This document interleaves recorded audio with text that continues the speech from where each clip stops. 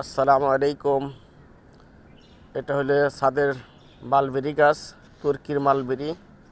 গাছটা অল্প দিন ধরে লাগাইছি, তো অতি তাড়াতাড়ি মালবেরি ধরছিল।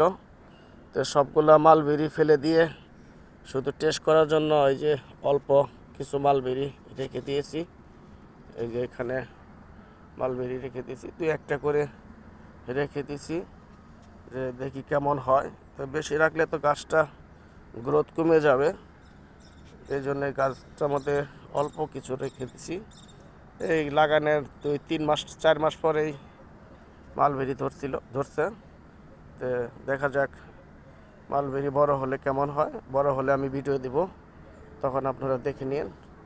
তো মার্শাল্লাহ মোটামুটি ছোট গাছেই মালবেরি আসছে। তো ঠিক আছে ভাই, সবার কাছে দোয়া চাই। আসসালামু আলাইকুম।